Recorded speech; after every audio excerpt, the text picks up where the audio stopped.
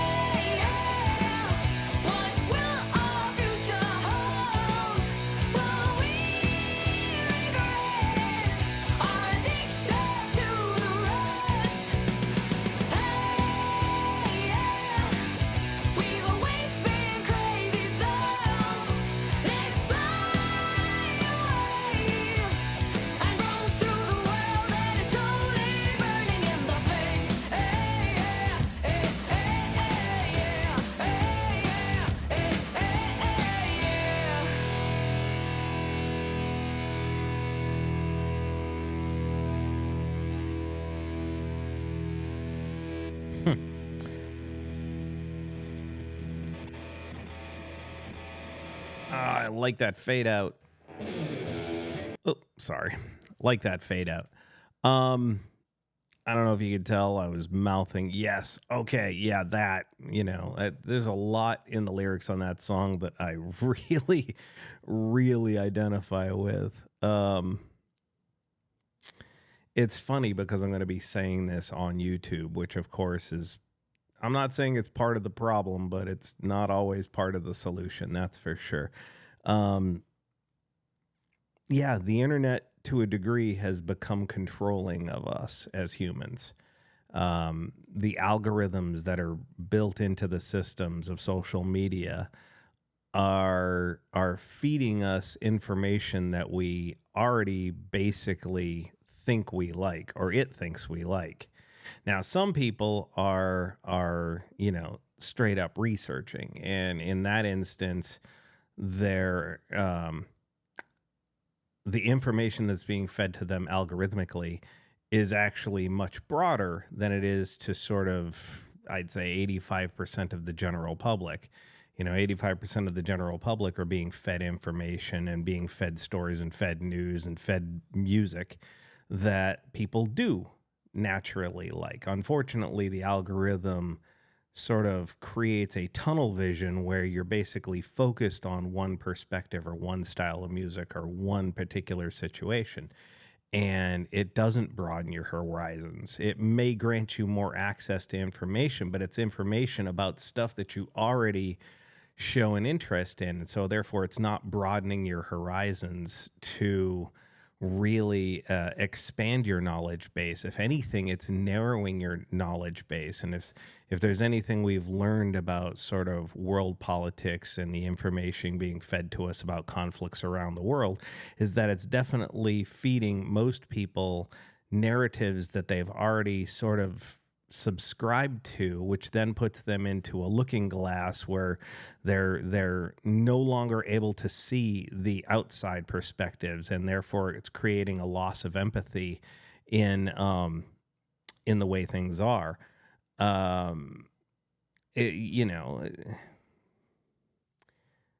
I'm not going to get I'm going to try not to get political on this, but I sit back and I look at the state of the world today, and I think to ourselves, how hard is it for people at this point in time to put themselves into other people's shoes, to put themselves behind other people's, lenses and look at the world through other perspective. Um, One of my favorite bands is Living Color, of course, and on their debut album, Vivid, there's a great set of songs. One is, what's your favorite color? And then it segues into Which Way to America. Um, in Which Way to America, there's a line in there that says, I look on the TV and your America's doing well. I look out my window and my America's catching hell. And that line has always stuck with me as a sort of a focal point to remember to look outside your comfort zone and try to, again, have empathy towards people who aren't necessarily within your element. When I walk down the streets of Los Angeles here, and I pass, homeless encampments, and because they're all over the place, and they're all over the place in a lot of major cities, people naturally seem to, thanks to the influence of their bubble, their information bubble, seem to look at them and think to themselves, "Oh my God, those dirty homeless people! They're making our city filthy and disgusting." And I don't look at them that way. I can't, because I remember a particular bit of information that said statistically 75% of the homeless population in the United States are employed. They have jobs. They've just been priced out of the housing market by private equity buying up private homes and rentals, and creating rentals that are so expensive that the average person who hasn't actually gotten a minimum wage increase for over 20 years, well over 20 years, it's still $7.25. And it's been $7.25 for over 2 decades. Meanwhile, CEO incomes have shot through the roof, and the wage gap between the ultra rich and the average working person has multiplied by a factor of 30.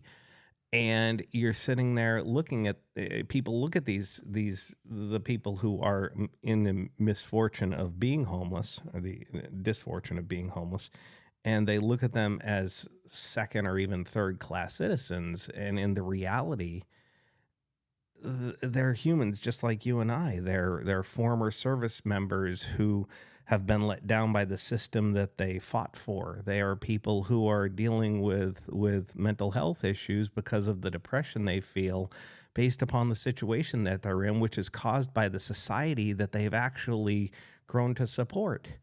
And it's really rather depressing. They're not bad people. There are people who are forced into a situation, and more of us are being forced into that situation by the state of the world today. So, if you can, snap outside of your bubble, look at other elements of the world, look at other elements of people, and think to yourself, what would life be like for you if you were in their situation?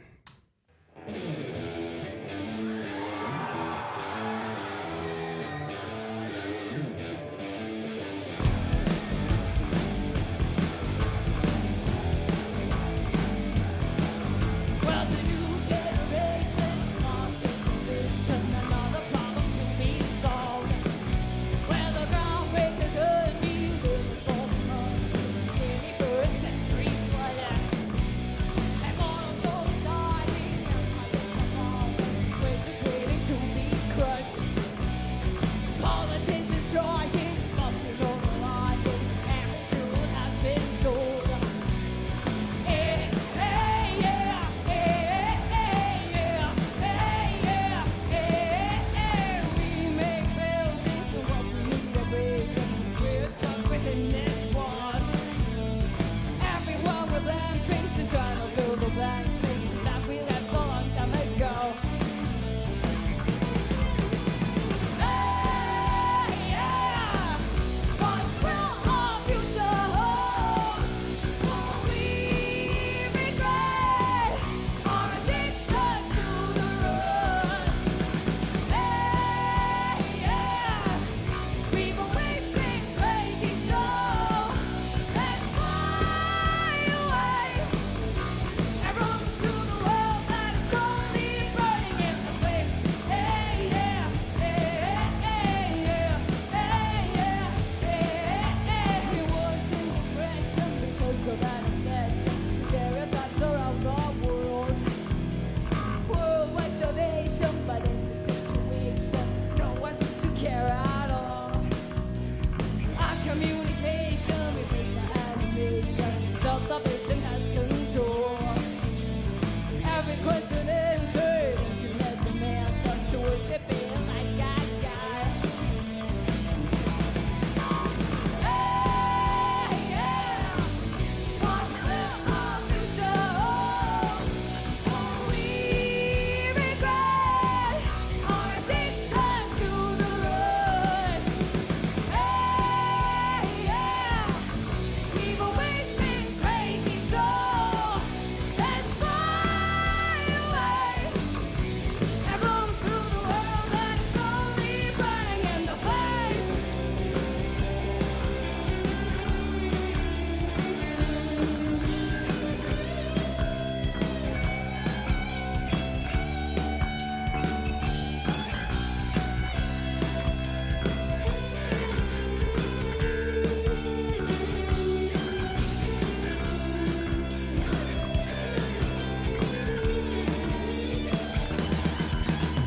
Hey, yeah, what will our future hold?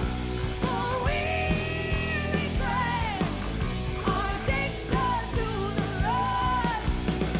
Hey, yeah, we've always been crazy, so let's fly away and go through the world that is slowly burning in the flames. Hey, yeah, hey, hey, yeah, hey, yeah, hey, yeah.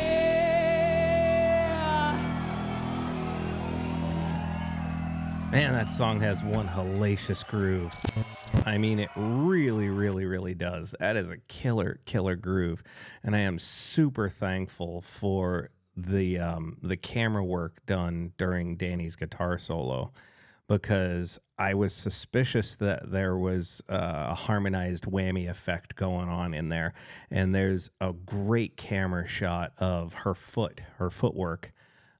It's a low angle shot across the stage, and you can clearly see her moving what looks to be a volume pedal, but I think it's triggering a whammy effect that then transposes her guitar into again a different harmony from its natural state. And I thought I heard a whammy style effect in the studio recording, but it's now visually confirmed for me when I watched her do that, and it's really cool. That's really cool. That might be. I'm not gonna say it's my favorite Danny guitar solo, but it's probably top three. The studio version had a lot of soulfulness to the guitar solo, and it's a little bit longer guitar solo than we've gotten so far in all the videos that I've done featuring the warning. So I really, really, really appreciate it. I mean, again, Pow and Allie, they're laying down such an amazing groove. I mean, Allie's bass playing is just such a strong backbone for the entire song that it's just special. It really is just special. Okay, next version.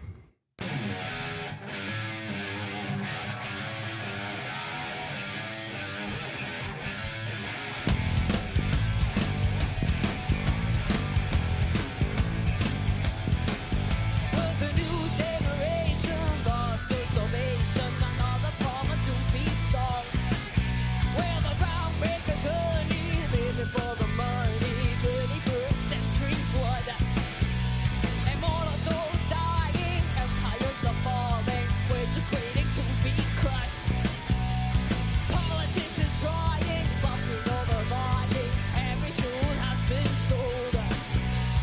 Hey, hey, yeah. Hey, hey, yeah. Hey, yeah. Hey, hey. We make buildings for what we need are bridges. We're stuck with these walls. Everyone with black faces trying to build a black spaces that we left a long time ago. Hey, yeah. What will our future hold? Will we regret our addiction to the rush? Hey, yeah. We've always been crazy, so let's fly away and roll through the world that's slowly burning in the flames. Hey, yeah. Hey, hey, yeah. Hey, yeah. Hey, everyone's in depression because of an obsession with stereotypes around the world. Worldwide salvation, but in this situation, no one seems to care at all. Our communication replaced by animation. Top the vision has control. Every question answered, internet demand starts to worship it like a god. Hey, yeah. What will our future hold? Will we regret our addiction to the rush? Hey, yeah. We've always been crazy, so let's fly away and roam through the world that is slowly burning in the flame.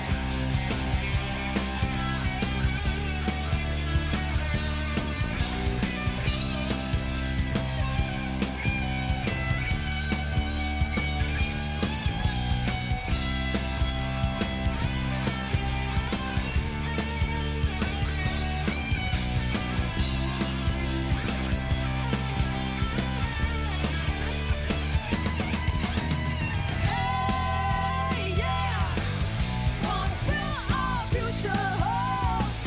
Will we regret our addiction to the rush? Hey, yeah. We've always been crazy, so let's fly away and roam through the world that is slowly burning in the flames. Hey, yeah. Hey, hey, yeah. Hey, yeah. Hey,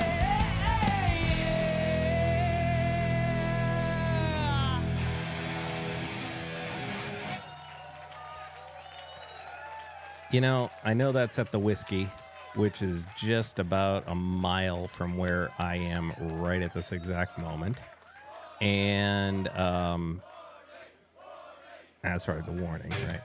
Here's the thing. It's not as big of a club as you might think it is. It's a legendary place, but it is not a big big club at all. Yet so many legends have played there, whether you're talking about the Doors or Van Halen or the Warning.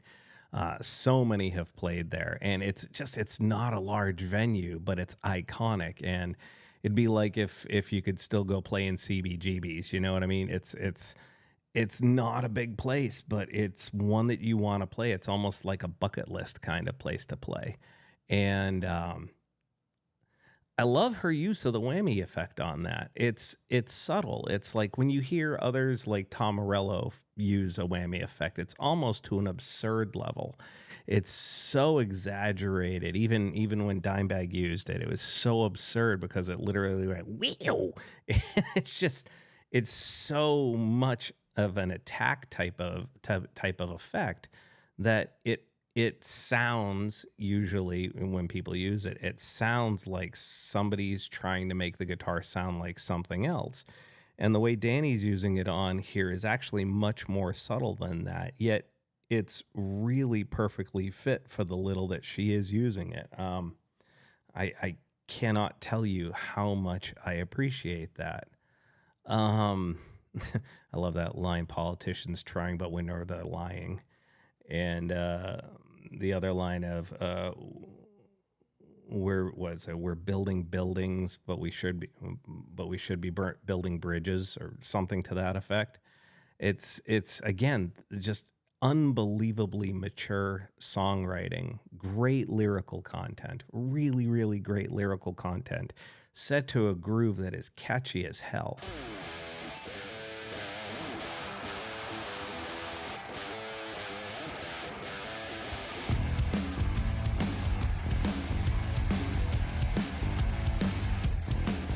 With a new generation lost their salvation, another problem to be solved. With the groundbreakers honey, lyrical for money, 21st century blood. Immortal songs dying, empires are falling.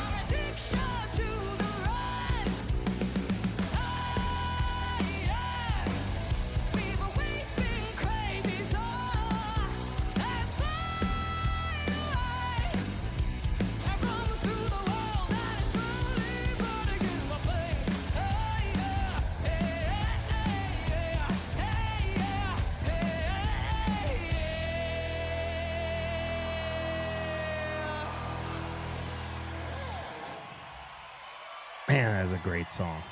I think it might be the most perfect guitar solo that I've heard Danny play so far. It is so perfectly melodic, got a bit of technicality to it, especially when she implements the whammy pedal.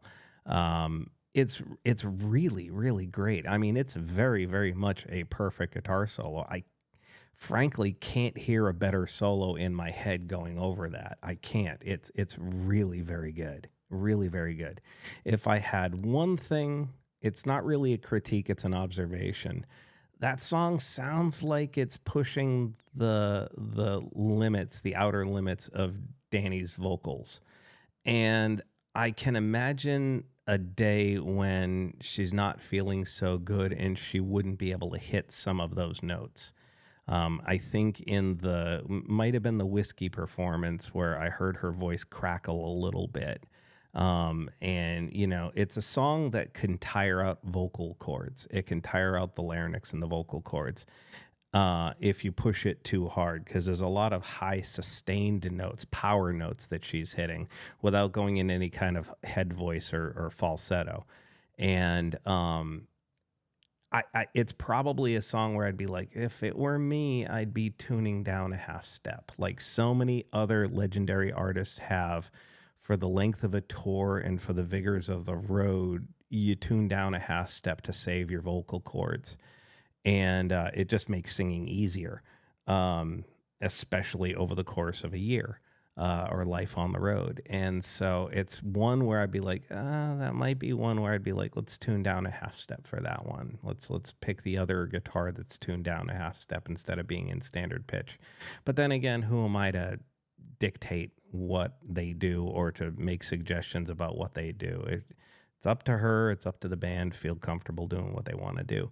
Whatever the case may be, it's a brilliantly well-written song that is just set to such a killer groove that I think it's a song that, if it's listened to on a much wider scale, could certainly enlighten some people's thought processes, just because of the catchiness of the groove, that people who learn what the lyrics are will all of a sudden be singing them. And once they're actually singing the lyrics to the groove, it might actually nudge them into, sort of thinking about how we're essentially becoming a programmed race.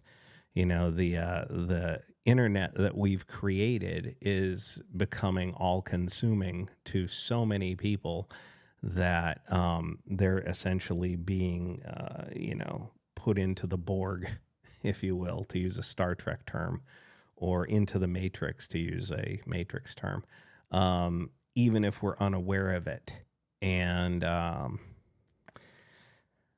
think to a very certain degree, we're all a little bit weary of what technology has done and could do to us if we're not careful. We're already being manipulated by the people in charge, for lack of a better term, the people in charge, because of the people who own the media corporations and the tech companies that we are fast becoming subservient to. And they've done a really, really good job of dividing the country and, to a degree, the world, with left and right wing style propaganda, pitting us against each other in social context and social narratives, basically trying to tell each other who's to blame, pointing fingers at one another, when the reality of it is they're robbing us all blind. It's I've said it before in other videos, and I'll say it again. It's not the left versus right. It's the haves versus the have-nots. And slowly but surely, as they assume control, of the mainstream media and then the social media and the internet algorithms, they're let's just put it this way, it's a scary time. It could be very scary if and I don't know what the answer is. I'm not sitting there saying that I do know what the answer is, but it's just something that I think this song calls to light the narrative that we need to be aware of what the people in charge are capable of if we allow them to, to dominate us and put us into a subservient role in society. We're a long way down that road, and it's very, very, very hard to turn back. With that said, love that friggin' song. Hope you enjoyed this. Please feel free to leave a comment. We could talk about it further. Just know that I appreciate all of you, and I wish you well.